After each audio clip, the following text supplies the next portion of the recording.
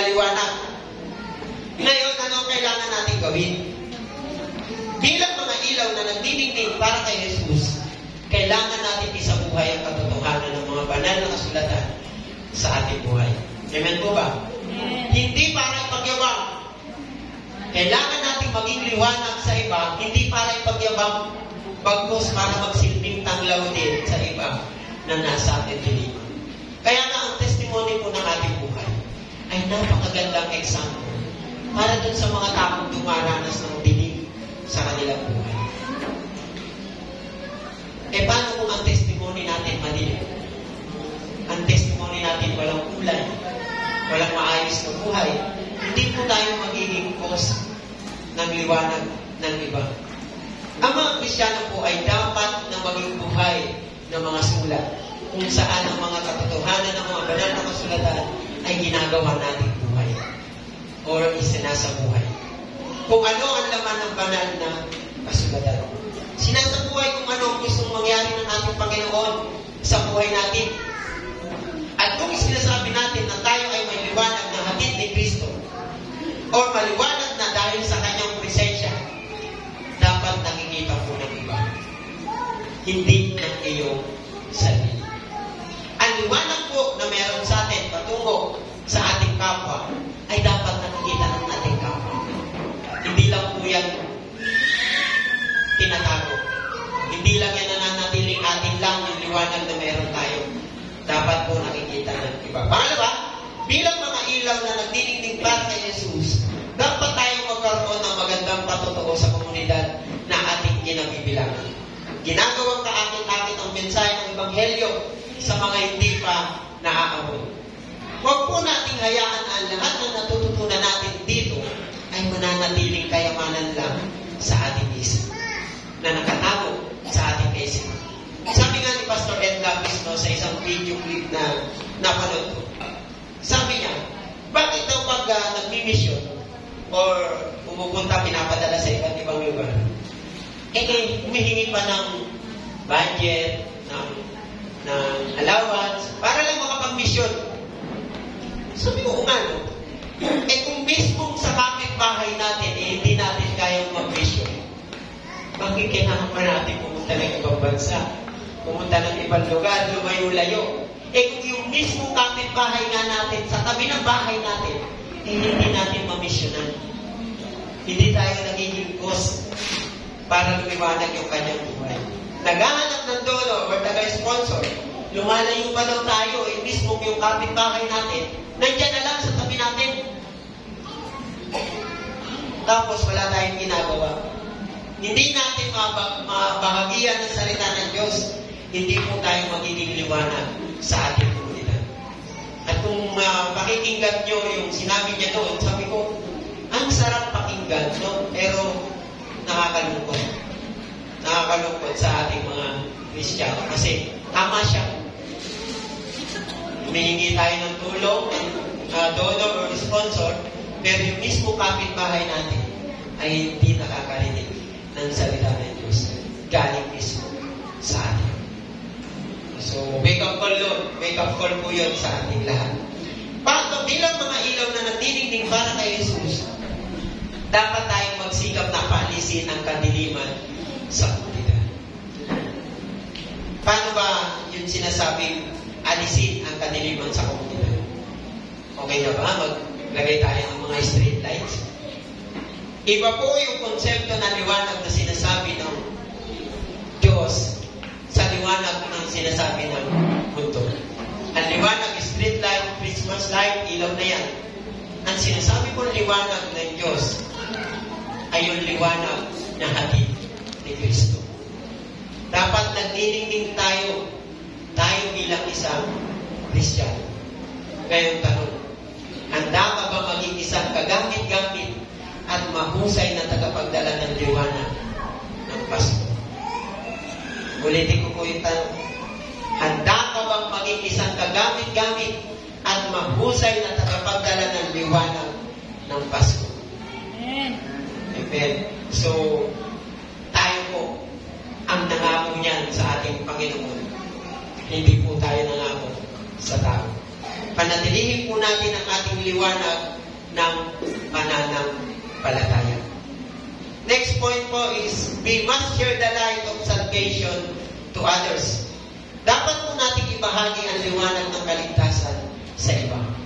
Kung ikaw po ay anak ng Diyos, ikaw ay bahagi ng sagradong misyon ng pagdadala ng liwanag ng kaligtasan sa mga taong nasa kadiliman. At alam po ng Diyos na ikaw din mismo ay dumako sa punto na ito ng iyong buhay kung gaano tayo kadilim before. Taas ang kamay na maliwanag ang buhay niya noon. Lahat tayo madilim. At kung babalikan mo yung mga struggle mo before, masasabi mo, akala mo hindi ka na makakabangon sa kadiliman na yan. Hindi ka na makakasumpong ng liwanag na yan. Sinasabi po sa Mateo chapter 28, verse 18 to 20.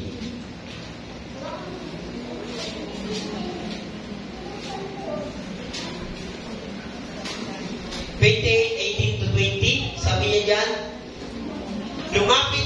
lumapit si Jesus at sinabi sa kanila, ibinigay na sa akin ang lahat ng kapangyarihan sa langit at lupa, kaya pumayo kayo, gawin ninyong alagad ko ang mga tao sa lahat ng mga bansa.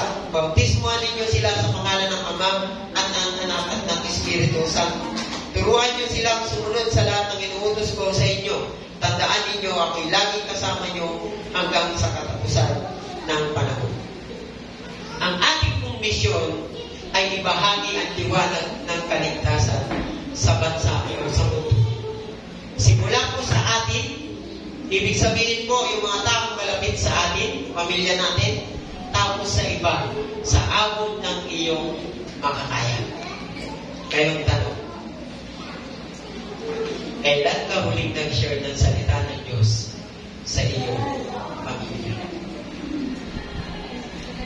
Sabi ko nga, ang sakit naman ito. Kailan ka huling nag-share ng salita ng Diyos sa iyong nanay at tatay? Kailan ka na huling nag-share ng salita ng Diyos sa iyong mga kapatid? Minsan, tayo pong mga tao, tayo mga Kristiyano,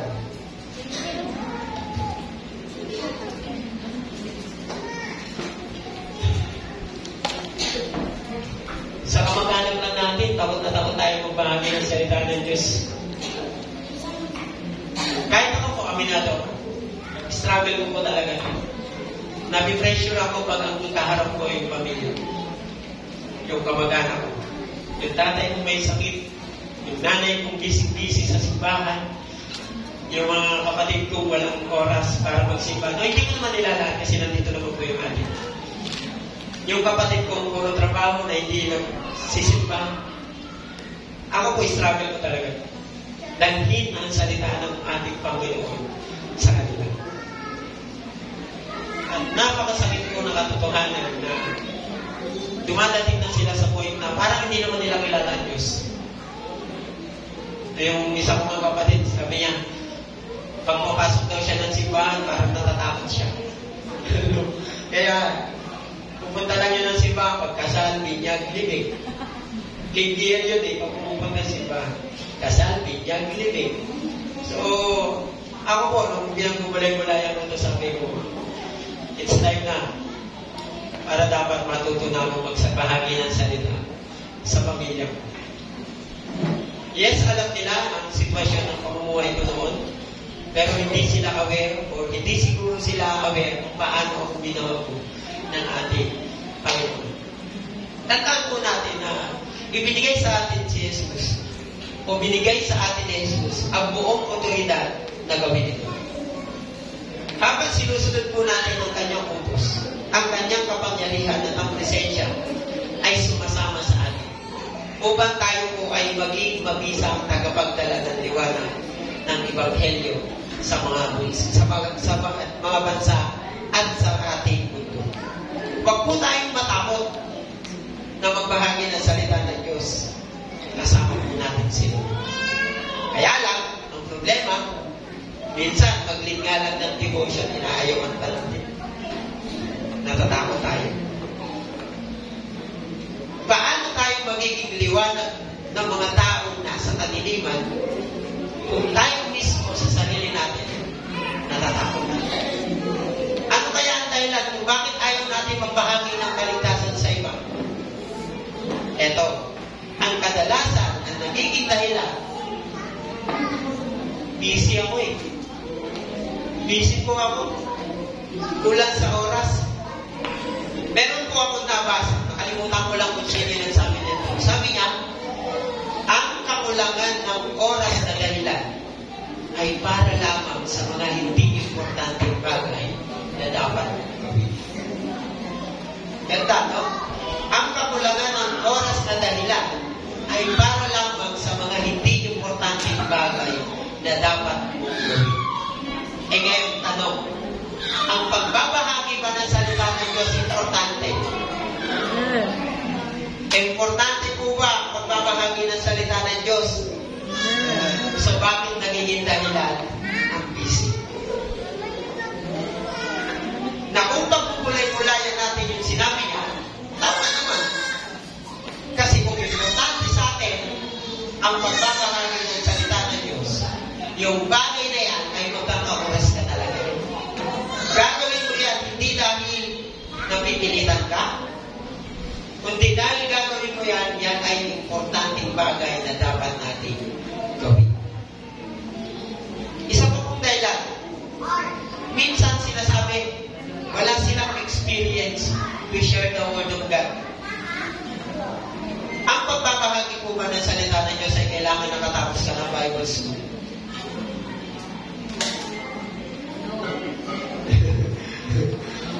Hindi po kailangan na-graduate ka ng Bible school.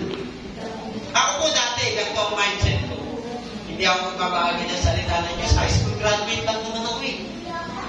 Wala akong alam dyan. Hindi ko nga alam ang tamang paggamit ng English. So wala po akong kay para magbahagi ng salita ng Diyos. Wala akong sapat na karunungan, kaalaman, o pinag-aralan regarding dyan. Hanggang sa mabasa ko po ang Santiago chapter 1, verse 5 and 6. Basahin po natin para maunawaan natin kung ano sinasabi niya. Santiago chapter 1, verse 5 and 6. Ang sabi niya dyan, ngunit kung ang sino man sa inyo ay kulang sa karunungan, humingi siya sa Diyos at siya ay bibigyan, sapagkat ang Diyos ay nagbibigay ng sagana at hindi nanunubat. Subalit ang humihingi ay dapat magtiwala sa Diyos at huwag nang mag-alinlangan, sapagkat ang nag-aalinlangan ay parang alon sa dagat ay tinataboy ng hangin dahil sa. Kung titingnan niyo po yung una niyang binanggit, kung ang sino man sa inyo ay kulang sa karunungan, humingi siya sa Diyos at siya ay bibigyan. Ngayon, kung ikaw ay magbabahagi ng salita ng Diyos at feeling mo kulang ka ng karunungan, alam mo kung kanino ka hihingi.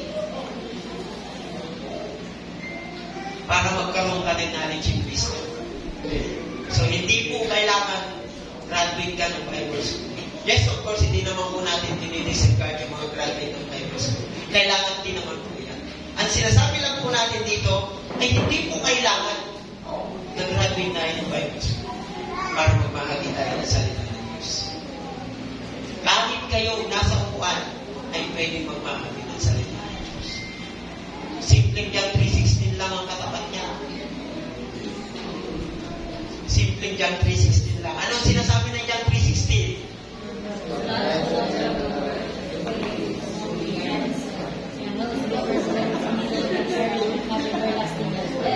Diba? Yung small group ko kahapon, no? Gulat na gulat sila dun sa John 3:16. Pero, sa ating lahat, gasgas na po yan. No? Mula bata tayo, alam natin yan. Ngayon na lang mga pag-ibig ng Diyos sa liputan. Diba? Simpleng John 3:16 lang ang ibibigay natin to share the word of our God. Wala po tayong ibang mahaba po sabihin dyan. Ipapaliwanag lang natin sa kanila kung bakit nagkaroon ng John 3:16. Upang maging mabisa, maibahagi ang liwanag ng Ebanghelyo sa iba, kailangan natin tandaan ang katotohanan ito. First, you are called to empower to be an effective ikaw daw, o tayo mismo, ay tinawag at binigyan ng kapangyarihan upang maging mabisang tagapagbalita ng Ebanghelyo. Sabi nga po sa wider, no? We are believer. So we are minister. Nananggaling tayo sa Panginoong Jesus na nagbibigay mismo ng liwanag sa buhay natin, na kailangan natin ibahagi sa iba. Second, evangelism is just a part of the whole disciple process. Ito, ang evangelismo daw ay bahagi lamang ng buong proseso ng pagdidisipulo. Ang mga tumanggap sa Panginoon ay kailangan mabinyagan at isama sa isang lokal na simbahan na nilagyan at sinanay para sa mabisang paglilingkod. Meron pong isang kwento na sinalaysay ni Dave Pilgrim. Isang Navy po. Meron daw ating na Navy pilots na iniwan ang kanilang aircraft carrier sa isang misyon. Matapos maganap ng mga submarino ng kaaway, sinubukan nilang bumalik sa kanilang barko pagkaraan ng kilig. Ngunit inutos ng kapitan na patayin ang lahat ng ilaw sa barko. Diba? Pinadala sila doon, anim silang piloto, Navy pilots. Then, pagkatapos ay inutos ng kapitan na patayin ang lahat ng ilaw sa barko. Bakit? Magkakaroon daw ng shortage. Ang galit na galit ng mga piloto ay paulit-ulit na humihingi ng isang ilaw upang makita nila ang paglalapagan nila. Pinaglaban nila na bigyan sila ng kahit na isang liwanag o kahit isang ilaw man lang. Sinabihan sila na hindi na maaalis ang blackout. Pagkatapos ng ilang kapila, pinatay ang radyo ng barko at naputol ang komunikasyon sa mga piloto. Tingin nyo, anong ending?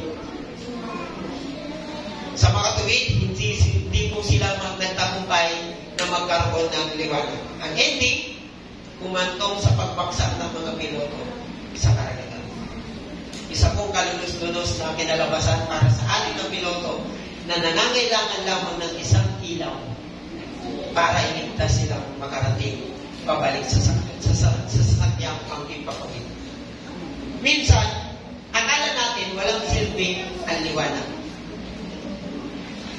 Pero minsan, isang liwanag lang pala ang kailangan natin. Kaya nung nakaraan, nung bundi yung ilaw natin sa hagdan, struggle talaga yung pagkakyat sa hagdan kasi bundi yung ilaw. So, gagamit ka ng flashlight ng cellphone para makalakad ka. Ganun din po sa buhay natin. Tandaan po natin na ang pag-i-evangelize sa iba ay paghahatid ng liwanag sa iba. Kasama po yan sa proseso ng pagdidisipulo. Huwag po tayong mahiya na ibahagi ang liwanag na meron sa atin patungo sa ating kapwa. Kailangan natin samantalahin ang bawat pagkakataon na ibahagi ang Ebanghelyo sa mga tao na nasa katilig. Dalhin natin sila patungo sa ligtas na daan, patungo sa kaharian ng langit. Third point, we must help create congregation who will serve as light in their community. Dapat po tayong tumulong sa paglikha ng mga kongregasyon na magsisilbing ilaw sa ating komunidad. Bilang tagapagdala ng liwanag ng Pasko, dapat natin tubuhin ang pagtatatag ng mga simbahan sa mga lugar na walang simbahan. Let's do church planting. At dahil second Sunday ngayon, tayo po as Kamako member, ang second Sunday po ng December ay church planting day. So, paano ba tayo magiging church planting? Paano ba tayo magtatayo ng simbahan? Habang mga bagong mga mananampalataya ay napatalunan sa Panginoon at naging disipulo, kailangan nating magtayo ng isang simbahan kung saan ang mga bagong mananampalataya ay maaaring magtingin-tingin at maging itong isang simbahan. Narito po ang ilang indicator na kailangan mong makita kung handa na ang iyong simbahan na magtayo ng simbahan sa lugar. Ngayon, tanungin natin kaya yung KCCS. Handa na kaya tayo magkaroon ng isa pang daughter church? Amen. Kasi meron na po tayo sa Pasig, no? Ang tayo. So tayo, lagi tayong handa. Kaya nga meron 3 pastor eh. Tapos may 2 pang magpapastor daw. So ready tayo. Ready tayo magtayo ng isa pa simbahan. Sabi ng mga indicator, kapag napag-aralan mo na ang lugar at ang posibilidad nito para sa isang ministeryo sa pagtatalim ng simbahan, check. Kapag meron ka ng 20 o mahigit pang mga mananampalataya sa lugar na matapat na dumadalo sa mga pag-aaral sa Biblia o mga pulong na maliliit na small group. So, lagpas tayo doon. Tama? Kung congregation nga lang ang usapan, lagpas na tayo. Kapag nakapagtalaga ka na ng isang sinanay at nakatuong na tao na handang mag-start out ng ministeryo sa lugar. So, check tayo dyan. Kapag nakapaganda ka na ng budget, yun lang. Budget na. Para sa church planting ministry sa lugar. Parang ito nakakalungkot, no? Yung budget. Tandaan po natin na ang simbahan ay tinatanim sa bagong lugar ay inaasahang mag-aan sa komunidad. Ang tama ko po ay may vision na tinatawag namin ngayon ng +1. No? Galing po kay Bishop Ed Kahis. Sabi niya, +1, na nagsisimula na this year, ang bawat simbahan ay inaasahang makisangkot sa pagtatanim ng isang anak na simbahan sa loob ng 3 hanggang 5 taon. So, 3 to 5 years, dapat daw ang isang simbahan ay mayroong isang simbahan o isang anak. May 4 po na susi na kailangan natin gawin upang matupad ang pangirain. Una, masigasig na panalangin. Kailangan natin manalangin ng gusto para sa ating pananaw na magtayo ng isang simbahan. Pangalawa, aggressive evangelism. Pag sinabi ba natin evangelism, ano po ibig sabihin? Kailangan po natin pag-ibayuhin ang ating ministeryo sa pag-iibanghelyo sa pagdaragdag ng higit pang mga tao sa ating simbahan upang magkaroon po tayo ng mas maraming tao na nagtatrabaho. Evangelismo po ay pagbabahagi ng salita ng Diyos para makadala natin ang iba na nasa kaliliman. Upang matupad ang pangitain ito, kailangan natin ng mga bagay na yan. Pangatlo, intentional discipleship. Kailangan natin pag-itigin ang ating discipleship ministry para makagawa o gawin ang ministeryo ng simbahan, lalo na ang pagtatanim ng isang simbahan o yung church planting strategy. Kailangan natin ng mga mature believer to help us to do ministry. Nandiyan, marami tayong mga leaders. Mature believer yan. Kailangan natin na mag-discard at galuhin ang mga hambang na gagawin natin sa pagtatanim ng ating daughter church. Nakalooban itayo ng Diyos para sa ibang taong hindi naniniwala. Kami po dito sa Zone 2, no? Sa Zone 2 Pastors, every time po na nagkakaroon kami ng Zone 2 Pastors Fellowship, nagkakaroon po kami ng hambagan ng 100 kada isang tao. Para po yun sa plano ng Zone 2 para magtayo ng isang church. At meron po kami target na lugar nung nakaraan, binisita po namin ang Baytown. Ang pinaplano po nila, doon po kami magbukas ng isa pang simbahan doon sa hilayrang banda ng downside ng Baytown. So yung 100 po kada isa is yung paghahanda namin para doon sa pondo na maligong namin o magagamit namin para doon sa church planting. Lingit po sa inyong kalaman kung paano tayo kumikilos. Ang Zone 2 ay kumikilos po para doon sa isang daughter church. Sabi ko nga sa kanila, paano ito tatawagin? Zone 2 Alliance Church. Di ba? Sabi ko sa kanila, dapat meron talagang may maisip ng pangalan. So, napakahalaga po na meron tayong mindset ng church planting. Sabi po ni Ed Kahis doon, pag ang mindset mo daw ay hindi church planting, dapat hindi ka daw pupapro. Kasi ang kamamag daw po, ang mindset po nila at vision ay church planting. Kaya tayo po ACCS, ihanda po natin ang ating mga puso lagi para magkaroon ng church planting, ng kaisipan para sa church planting. Noong nakaraan, sabi ko kay Pastor, dapat po ba dalawa yung magiging open natin this coming Sunday? Sabi niya, hindi na. Yung percentage na lang natin, total percentage din naman yung kapag. So, mamaya po sa ating offering, napakahalaga po ng ating kaibigan para po sa ating church planting. At marami po tayong ibang simbahan sa Southeastern Luzon District na nangangailangan ng mga church planter. Wala lang silang budget para yan. So, sikapin po natin na maging tagapagatid po tayo ng liwanag sa Southeastern Luzon District para po sa sinasabi natin church planting. Paano po sa ating conclusion sa umagang ito? We are the bearers of light of Christmas. Amen po ba? Amen. Tayo ang tagapagatid ng liwanag ng Pasko. Ang liwanag ng Pasko ay simbolo ng kaligtasan na dinala ni Jesus sa malilim ng mundo ito. Si Jesus po ang tunay na liwanag ng Pasko. Amen. We must live as light that shines for Jesus. We must share the light of salvation to others. And we must help create congregation. We will serve as light in their community. Mahirap po lumakad sa dilim. Tama po ba? Maaari kang mag-isip at papahawa. Kaya kailangan natin ang liwanag na hatid ng ating Panginoong Jesucristo. Liwanag na hindi napupunti. Kaya ngayon tanong mga kapatid, handa ka ba maging liwanag sa iyong kapwa?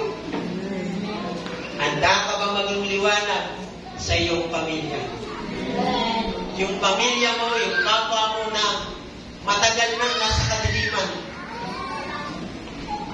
paano mo papasukin para hatidan ng liwanag? Simple lang po ang sabi. Ibahagi mo po yung laman ng banal na kasulatan. Tuwing Pasko, maraming nagdinigdig at nagliliwanag ng mga kainan. Maliwanag tayo. Salamat po sa mga naglinis, nag-decorate. Maliwanag. Nung puno ng ilaw. Pero lagi niyo mong tanda. Jesus is the true bearer of light. Pasko man o sa pangkaraniwang araw. Church, nawa, huwag nating hayaang masayang ang hatid ng liwanag ng ating Panginoon sa buhay po natin. Maging liwanag po tayo ng ating kapwa. Ang liwanag natin ay panatilihin naglilig sa bisa po ng ating pananampalataya. Sa akin po pagtatapos, I want to end on this. In John chapter 8 and 12, sabi, when Jesus spoke to the people, he said, I am the light of the world. Whoever follows me will never walk in darkness, but will have the light of life. Lamang mo, and maraming salamat.